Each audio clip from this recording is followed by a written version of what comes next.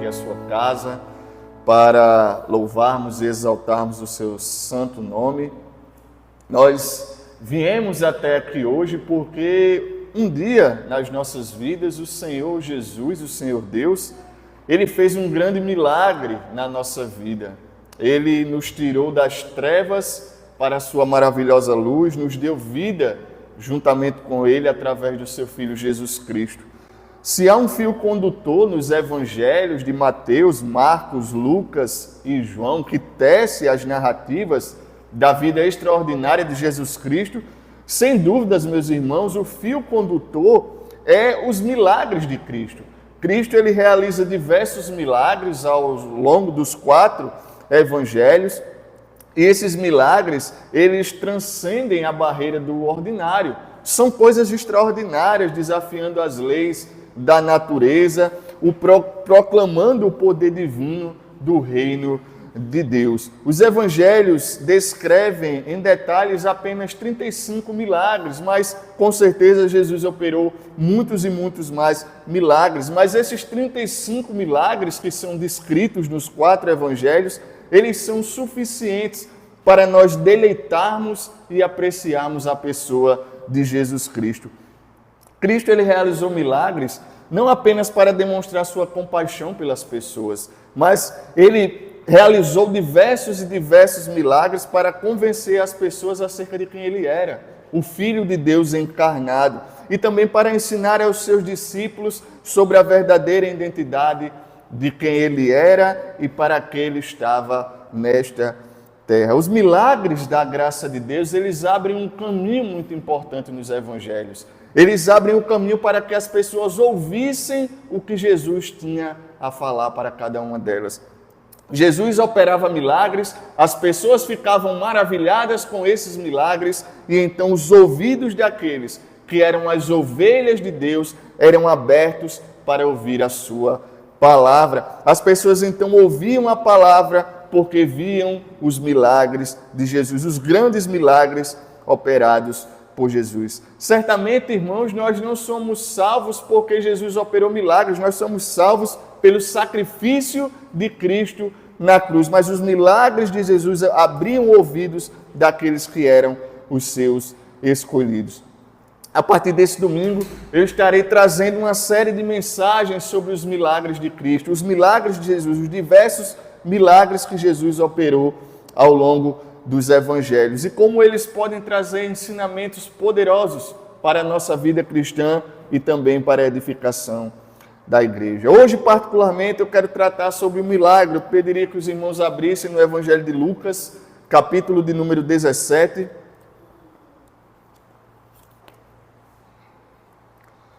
Evangelho de Lucas, capítulo de número 17.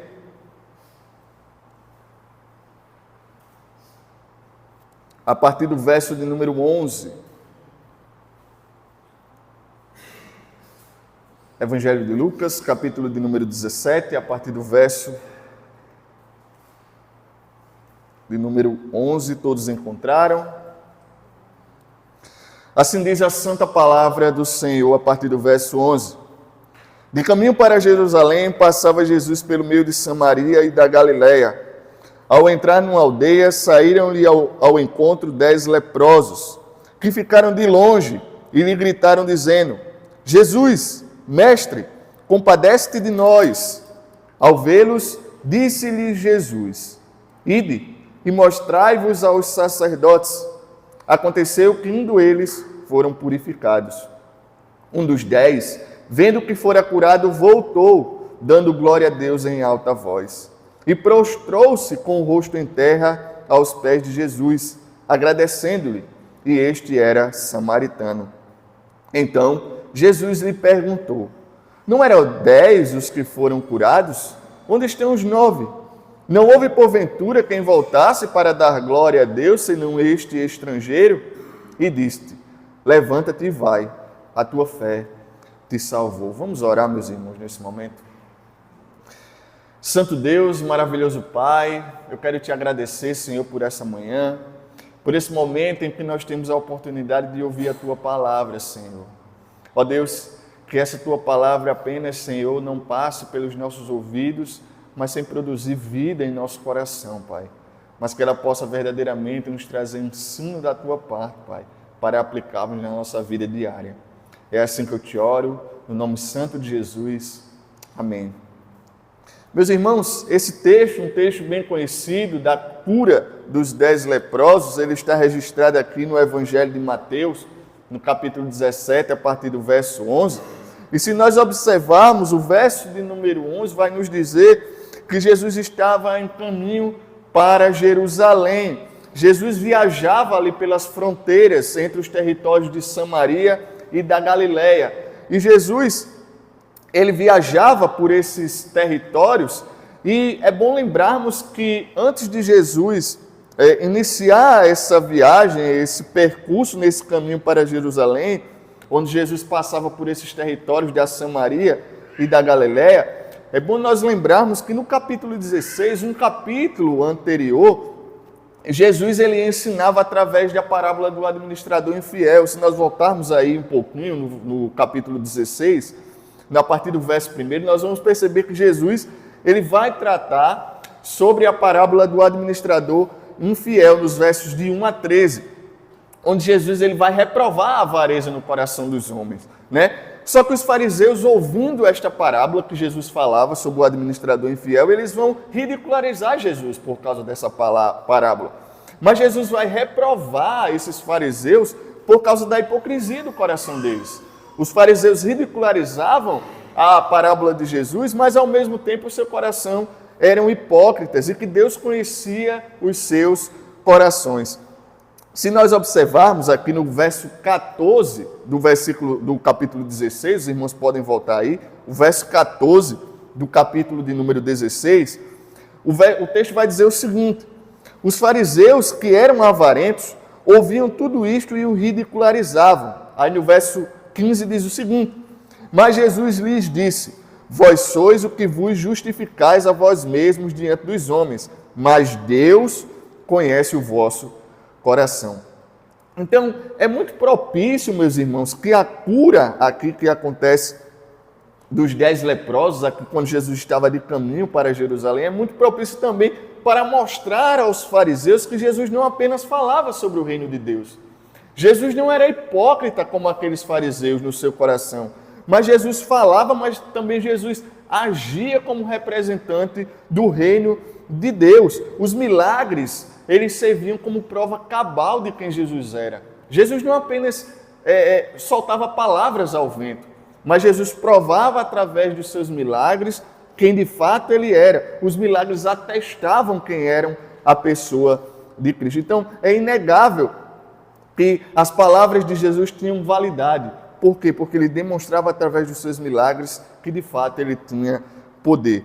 O verso de número 12, do capítulo 17, vai dizer o seguinte: ao entrar numa aldeia, saíram-lhe ao encontro 10 leprosos.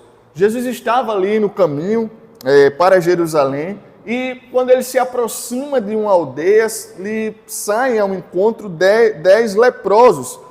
É interessante, meus irmãos, porque muito provavelmente essa aldeia era uma aldeia só de leprosos. Era uma aldeia de homens que tinham lepra. Vamos lembrar, meus irmãos, que a lepra ela era uma doença muito temida naquela época.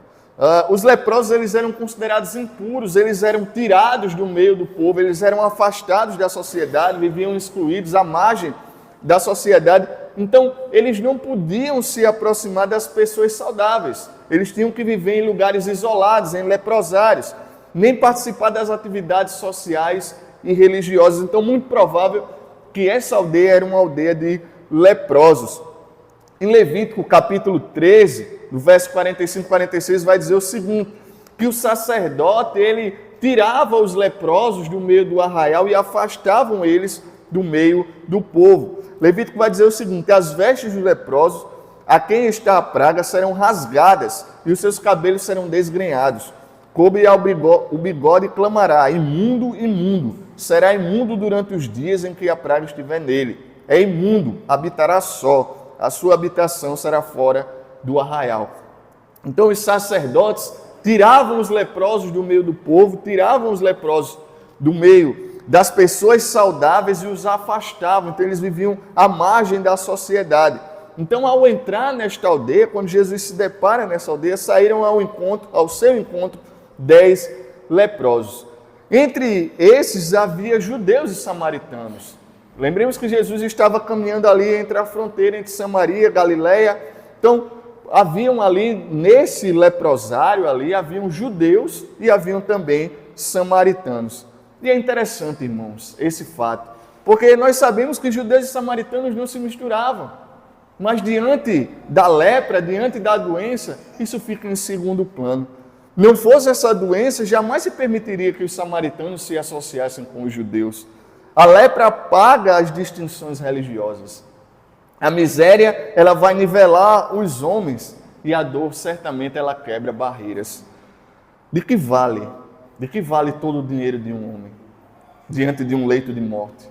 Qual a diferença entre um homem rico e um homem pobre diante de um leito de morte, diante do diagnóstico de uma doença terminal? Nada vai os separar, somente o poder de Deus e a sua fé no Senhor Jesus. A miséria, ela nivela os homens, não adianta ser rico ou ser pobre. De que vale em um leprosário as diferenças culturais, raciais, religiosas? Não adianta, irmãos. Charles Spurgeon vai dizer o seguinte: a desgraça faz de estranhos amigos íntimos. A desgraça faz de estranhos amigos íntimos. Ali, judeus e samaritanos não se importavam com sua diferença, porque isso ficava em segundo plano. Mas o que importava ali naquele momento era a chaga que eles carregavam. O verso 13 vai dizer o seguinte: que ficaram de longe e lhe gritaram dizendo: Jesus, mestre, compadece-te de nós. É interessante porque essa palavra mestre em grego é epistastes, o que é interessante porque não é um mestre comum, mas é uma expressão que denota um mestre supremo, não qualquer mestre, mas um mestre especial, um mestre supremo. De certa forma, meus irmãos, aqueles leprosos, esses 10 homens, eles sabiam que Jesus poderia fazer algo por eles. Eles sabiam que Jesus não era um homem qualquer. Certamente eles tinham ouvido sobre esse Jesus que curava as pessoas. Certamente eles tinham ouvido sobre o que Jesus já havia feito com outras pessoas, curado outras pessoas. Então eles perceberam que Jesus não era um homem qualquer. Eles sabiam que ele podia fazer algo por eles. Mas isso não queria também dizer muito. Porque muitas vezes as pessoas se aproximavam de Jesus pelo que Jesus podia oferecer a elas.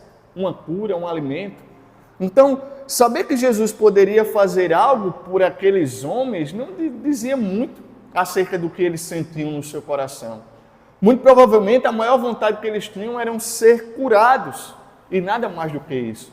Então eles sabiam que Jesus não era um homem comum, sabiam que Jesus poderia fazer algo por eles, mas muito provavelmente esses homens se encaminharam, esses homens foram em direção a Cristo porque queriam algo em troca, eles queriam receber algo de Jesus e muitas vezes as pessoas se aproximavam de Jesus por causa disso, para receber algo de Cristo e simplesmente ir embora.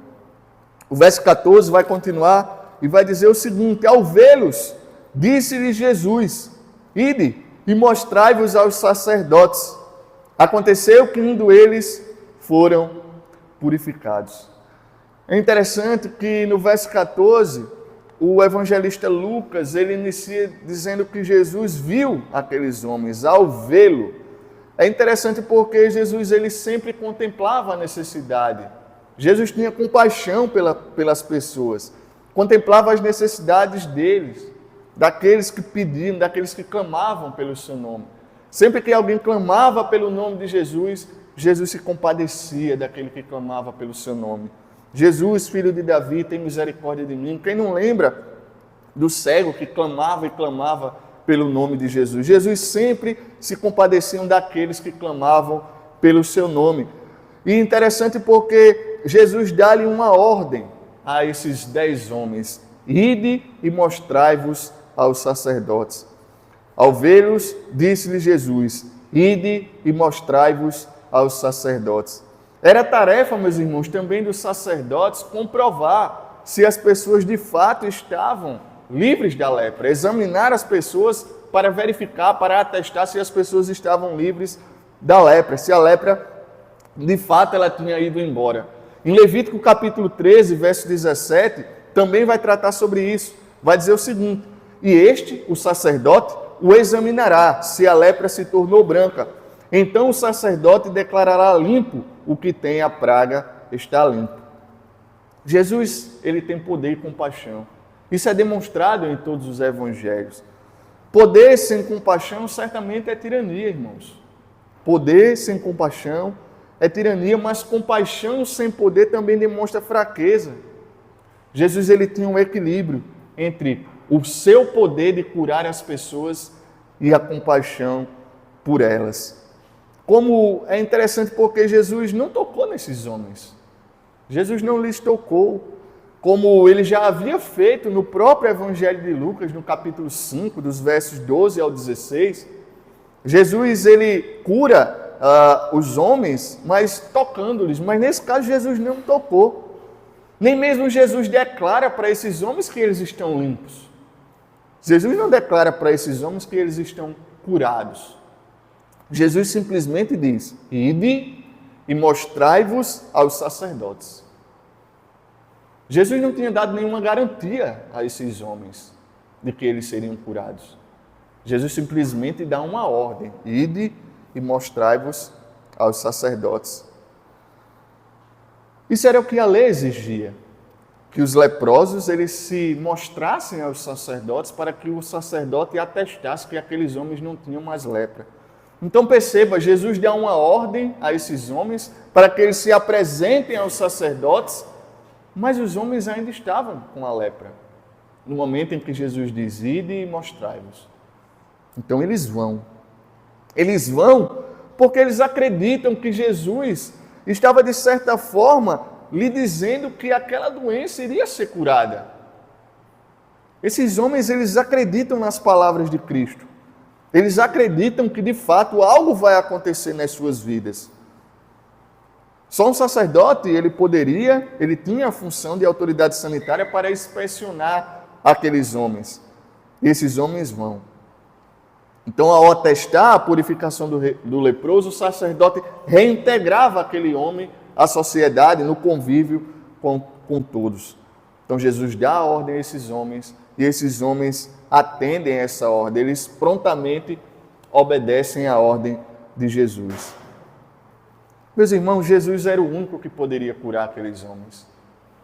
Certamente, se não fosse Jesus que dissesse àqueles homens para eles irem até os sacerdotes, ao sacerdote, quando aqueles homens chegassem até o sacerdote, eles estariam ainda com a lepra, se fosse qualquer um outro. Mas era Jesus que estava dizendo isso àqueles homens: ide e mostrai-vos aos sacerdotes. Nós, como seres humanos, não temos o poder de curar doenças, limpar pecados. A cura e a salvação vêm exclusivamente e somente de Deus. Era porque foi Jesus, era porque era Cristo que disse àqueles homens: ide e mostrai-vos aos sacerdotes.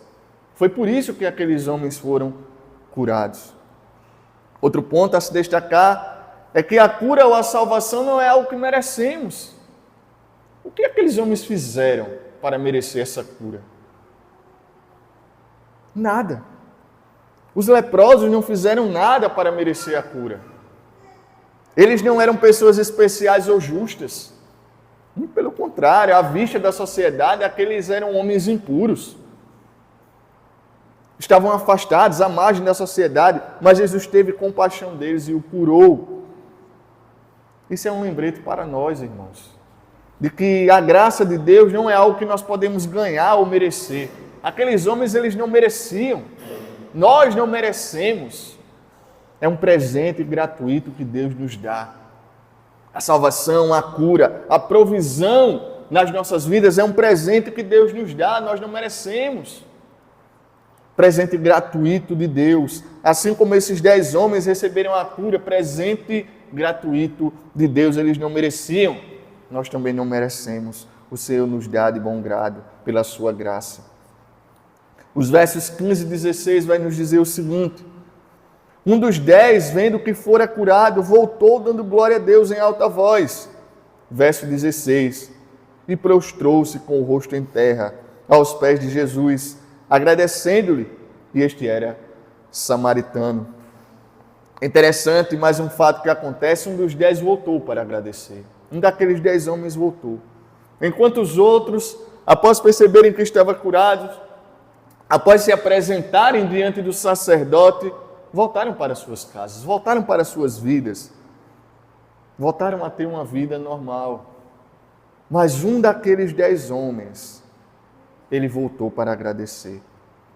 O primeiro ato daquele homem que voltou para agradecer foi voltar para agradecer. O primeiro ato, quando ele percebe que ele está curado, foi voltar para agradecer. Ele nem quis iniciar o desfrute de uma nova vida, porque certamente, irmãos, esses homens, eles teriam uma nova vida.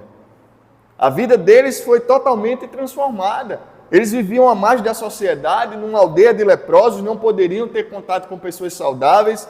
Certamente a vida desses homens não seria a mesma. Mas esse homem que voltou, ele nem quis desfrutar da sua nova vida. Ele quis primeiro ir agradecer.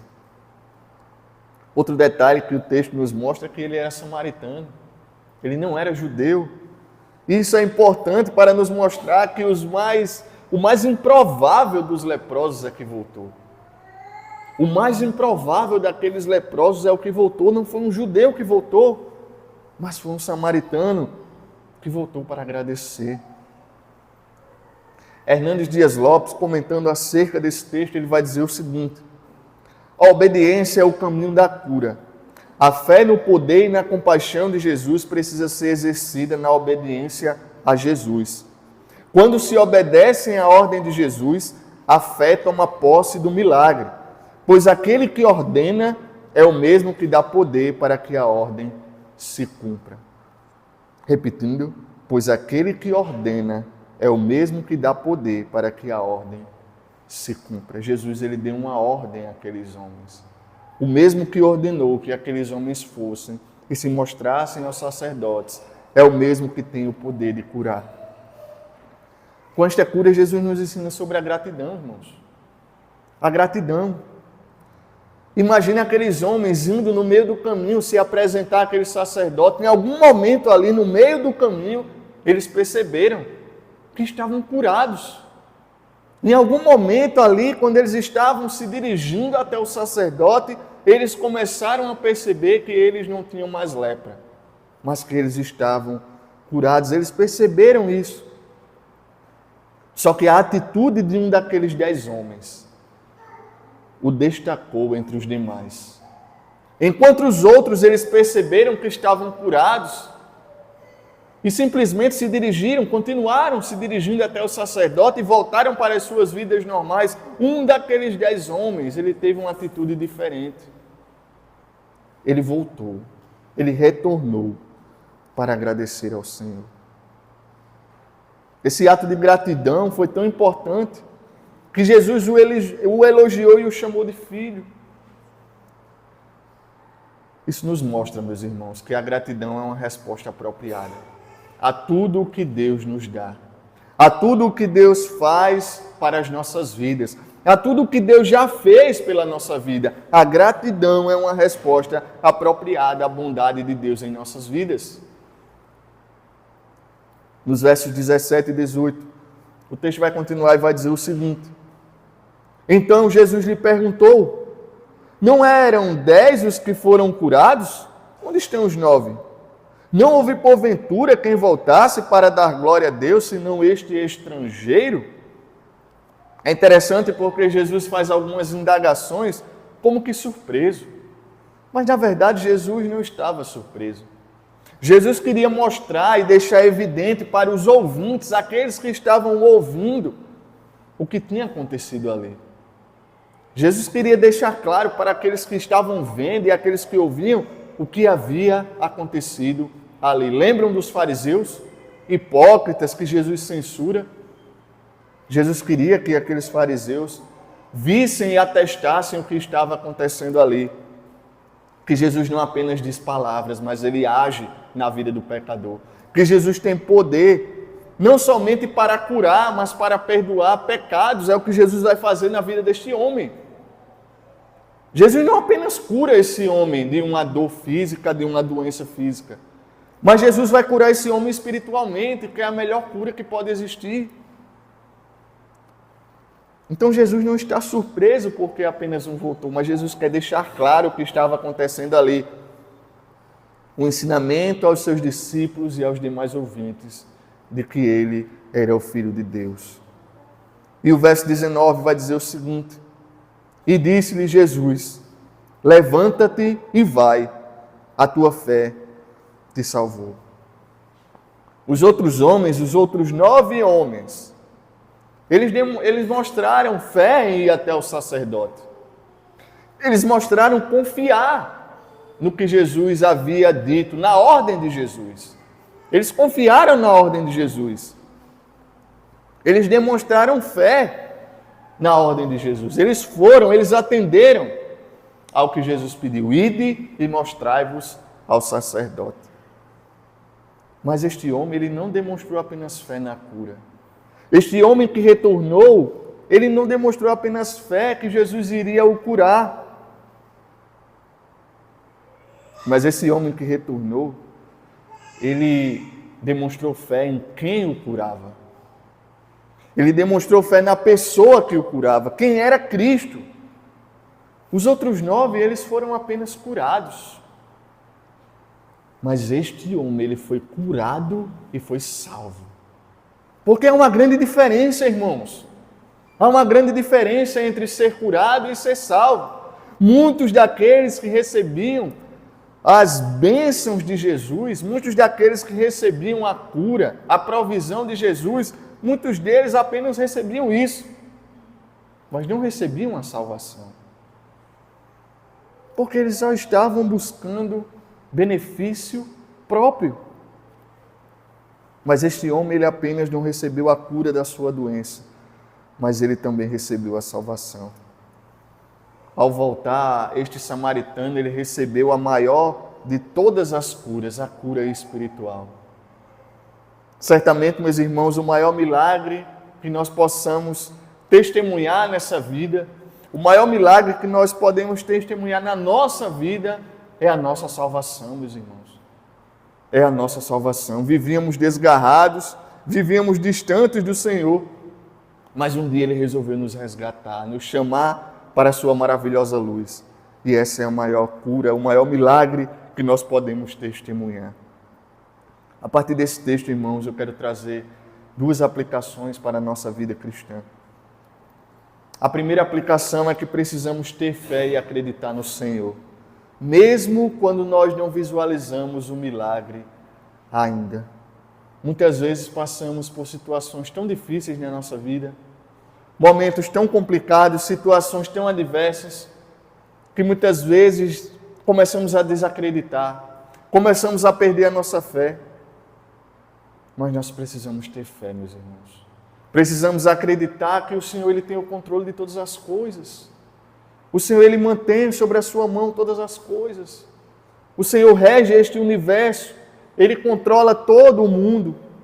Controla a vida de todos os homens. Sonda os corações.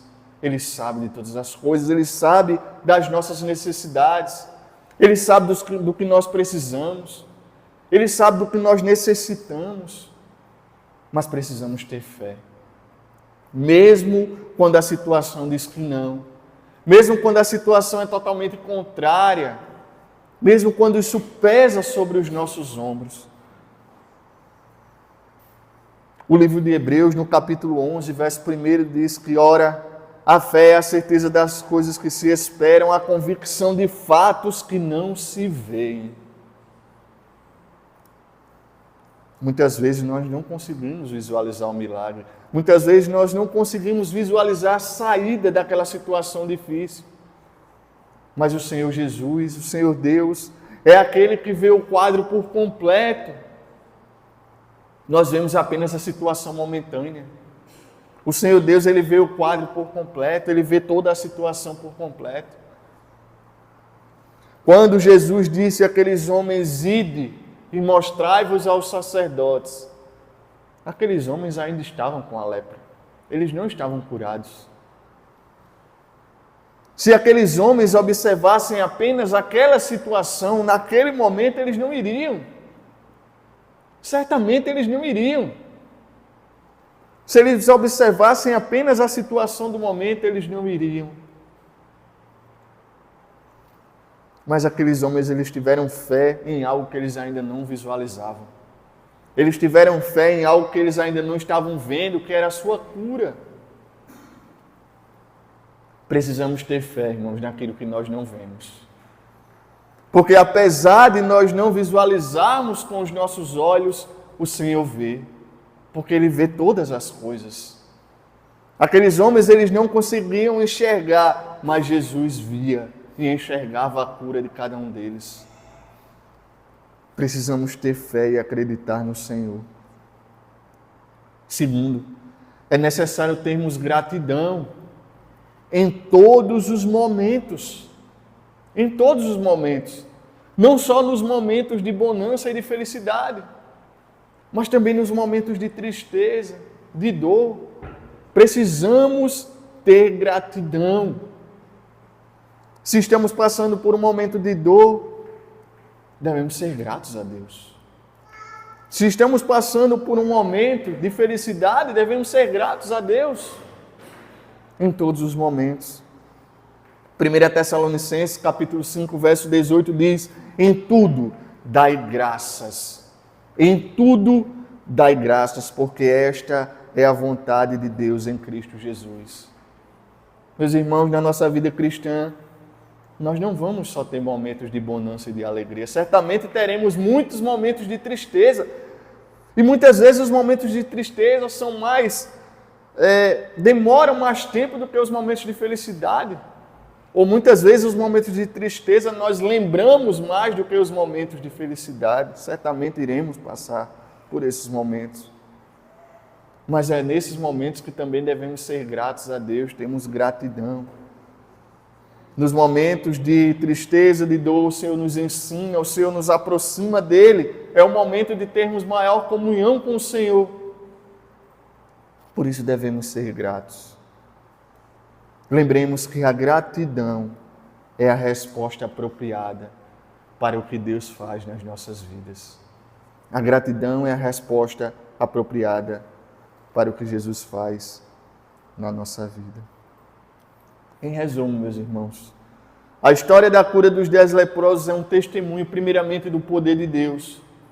O Senhor é poderoso para curar. O Senhor não é apenas um Deus de palavras, mas é um Deus que age na vida das pessoas. Ele agiu na vida daqueles homens, assim como Ele age na minha e na sua vida. O Senhor é um Deus que salva e também restaura. O Senhor não apenas curou aquele homem, mas Ele também o salvou. Ele não apenas o curou fisicamente, mas Ele restaurou a sua alma, restaurou o seu espírito. É uma lição sobre a graça, a fé, mas principalmente é uma lição sobre a gratidão. A gratidão que nós temos pela bondade de Deus nas nossas vidas. Que possamos aprender essa lição e expressar todos os dias da nossa vida a nossa gratidão no Senhor. Por aquilo que Ele já fez na nossa vida, pelo que Ele ainda continua fazendo hoje na nossa vida, mas pelo que Ele ainda vai fazer nas nossas vidas. Que Deus nos abençoe. Vamos orar, irmãos. Soberano Deus, eterno Pai, maravilhoso e majestoso Senhor, nós queremos Te agradecer, Senhor, pelo aquilo que Tu és em nossas vidas. Ó Deus, muito obrigado, Senhor. Obrigado pela nossa salvação, Senhor. Obrigado, Senhor, porque um dia Tu nos chamou, Senhor, das trevas, Senhor, onde nós nos encontrávamos, distantes de Ti, Senhor, para junto de Ti, Pai. Como bom pastor, Senhor, que cuida das Suas ovelhas, Tu nos aproximaste de Ti, Pai. E hoje estamos aqui, Pai, ouvindo a Tua voz. Ó Deus, nos ajuda, Senhor, a sermos gratos por isso, Senhor, e por tudo que Tu tem feito em nossas vidas, Senhor. Ó Deus, não permite, Senhor, que sermos ingratos, Senhor, com a Tua bondade, com a Tua graça e com a Tua misericórdia, Senhor. Nos ajuda, Pai. Que Teu Espírito Santo guie o nosso coração, Pai, para estarmos perto de Ti, Senhor. É assim que nós te oramos, no nome do Teu Filho amado Jesus. Amém. Amém, meus irmãos. Que Deus nos abençoe.